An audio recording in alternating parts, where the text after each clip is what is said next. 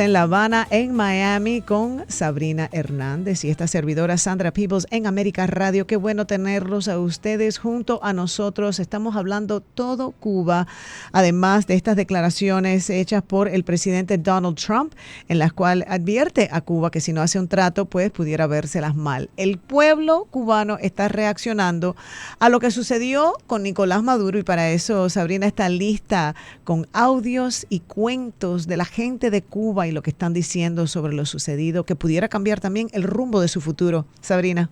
Seguro. Sandra, como siempre hemos hablado, no todo es como lo pensamos. O sea, a veces generalizamos en que todo el pueblo cubano ha despertado en esta pesadilla que vive y reconoce que el único responsable es la dictadura cubana. Y no es así. O sea, existe y ha existido por todos estos años un adoctrinamiento, ha existido un aislamiento de la realidad que sucede fuera de esa isla cárcel, y hay cubanos que reflejan esa situación, y por eso siempre trato de que el mundo entienda de que no todo es como creemos, que no todo el mundo percibe su realidad desde la misma vía, incluso los que vivimos en libertad, si nos ponemos a analizar y hacer una introspección de cómo vemos las cosas, cada cual la ve desde un punto de vista diferente. Esto también sucede en Cuba, en ese régimen dictatorial que está destruyendo a un pueblo. Y hoy te he traído otro de los materiales que están en redes sociales, que es qué opina el pueblo cubano sobre la captura de Maduro. Así que adelante. Tenemos muy buenas relaciones en Venezuela y mucha gente que coopera, ¿tú me entiendes? Pero al final yo lo siento mucho por el pueblo venezolano, por los muchos de cubanos que hay ahí, porque ahí hay una cantidad de cubanos, ¿tú me entiendes? Saber que está siendo atacado Venezuela es algo muy doloroso, puesto que Venezuela y Cuba son dos países hermanos que nos hemos ayudado mutuamente, tanto en lo económico como en la salud pública. Que me tenía noticia esta mañana, eso ha sido duro. Rechazamos la agresión de los Estados Unidos fue Venezuela. Ellos se llevaron a Maduro, pero Maduro no es Zelaya. ¡Señor cobarde! Ellos se llevaron a Maduro, pero Maduro no es Zelaya. ¡Venga por mí! Maduro es un hueso duro de roer.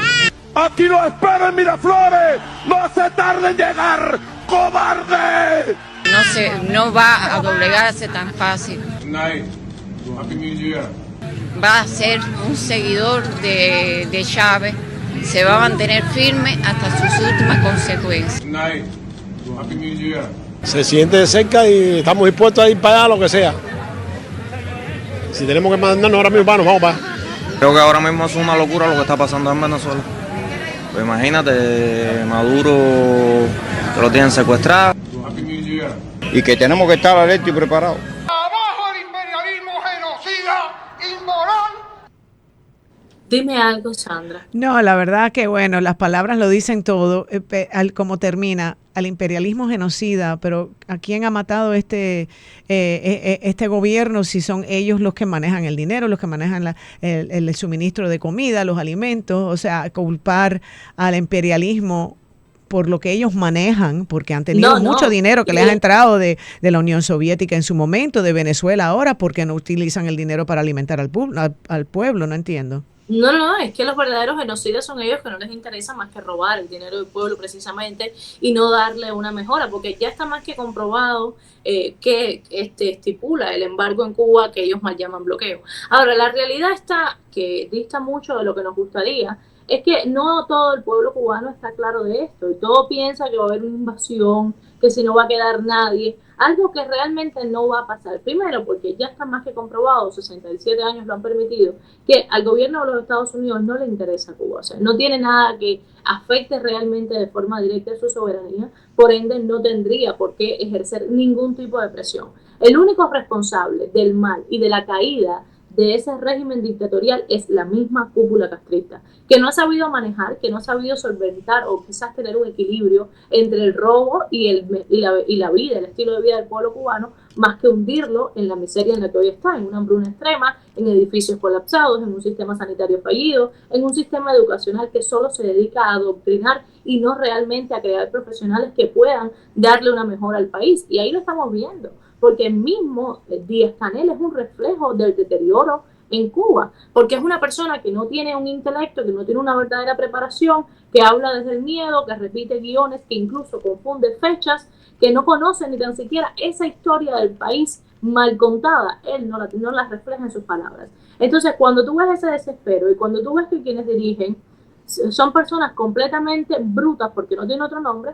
uno dice, bueno, eso va, pero a lo más bajo y sin freno, como diríamos. O sea, no hay una esperanza, no hay una expectativa de que en algún momento va a subir. Y hoy lo hablábamos con el encargado por Estados Unidos en Cuba, Mike Hammer, y él decía precisamente eso. O sea, el cubano está perdiendo la esperanza al ver quienes lo gobiernan o mal gobiernan, y son personas que no tienen la preparación, que no saben trabajar con el pueblo, que no saben darle un mejor estilo de vida, que no saben pensar en sus necesidades. Hoy los derechos humanos en Cuba son completamente violentados en cualquier arista que tú lo mires. Y yo te decía al inicio que te había traído también a una niña que refleja, ella está como en edad secundaria. Quería comentarte de eso, porque cuando hablamos de una Cuba libre, cuando hablamos del futuro de Cuba, la verdad que están tan adoctrinados que yo me pregunto cómo será entonces realmente una democracia, cómo será un sistema económico capitalista con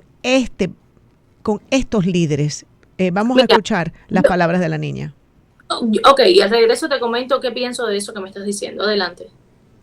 Estados Unidos no tiene nada que ver con Venezuela.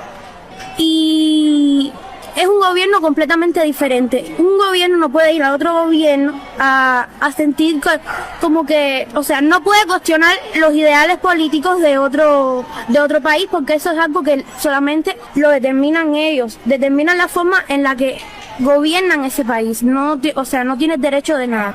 Y segundo, que las intenciones de Donald Trump no son buenas. Las intenciones de Donald Trump no son que Venezuela sea libre, que Venezuela sea un país feliz, no.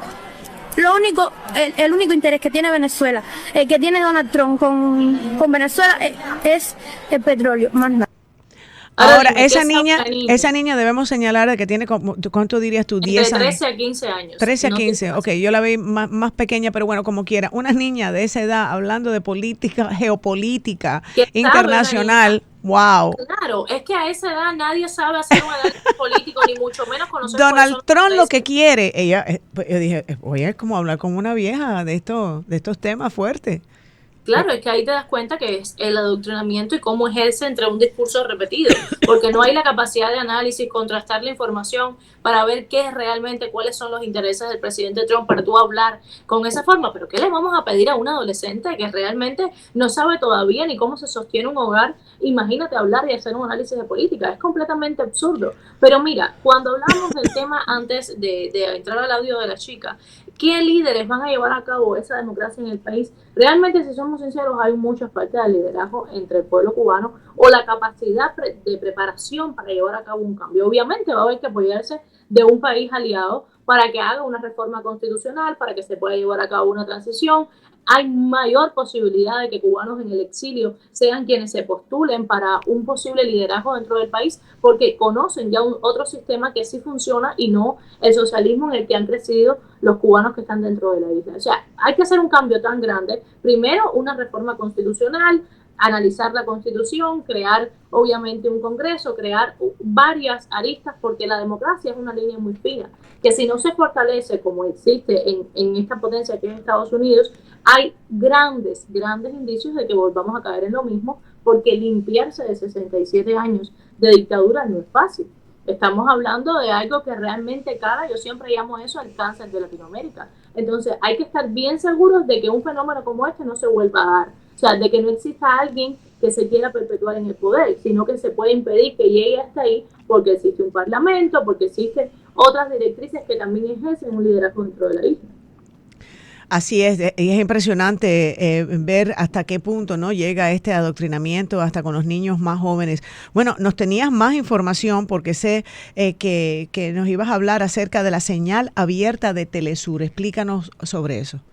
Bueno, mira, quiero comentarte que una de las cosas que está preocupando mucho, bueno, aquí para nadie es un secreto que Telesur ejerce una información muy pro dictaduras, pro Venezuela y todo lo demás. Y bueno, el mismo Cuba Debate, la presidencia de Cuba, había informado que Estados Unidos había robado un quinto buque petrolero en el Caribe.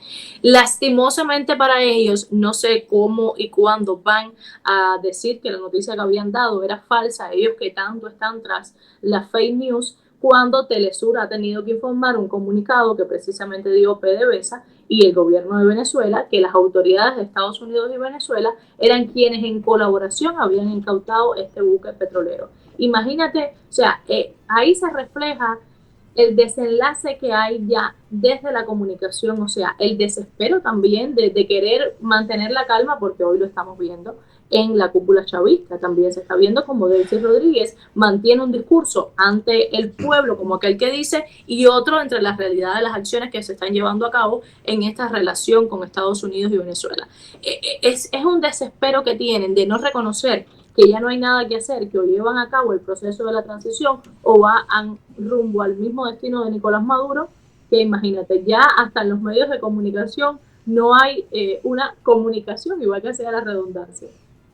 No, pero ¿por qué lo dices? Porque en los noticieros cubanos se aborda lo de Venezuela. Los cubanos habían acusado de que Estados Unidos era quien había robado este quinto buque petrolero en el Caribe, que fue robado por Olina, según anunciaba esto Cuba Debate y los medios oficialistas en Cuba. Más sin embargo, Telesur sí tuvo que dar la información correcta, ya que el mismo gobierno de Venezuela había anunciado en un comunicado oficial que Estados Unidos y Venezuela habían logrado el retorno del buque Minerva a aguas venezolanas. Entonces, imagínate, o sea, dos canales informativos que no tenían ni tan siquiera la veracidad y la comunicación en la misma información, cuando sabemos que muchos periodistas cubanos colaboraban con Telesur, tenían trabajo en Caracas, y esto les permitía pues mejorar su estilo de vida, si así se puede llamar. Vamos a hacer una breve pausa. Sabrina Hernández, La Habana en Miami, con Sandra Peebles en América Radio 1260 AM 94.3 FM. Ya regresamos.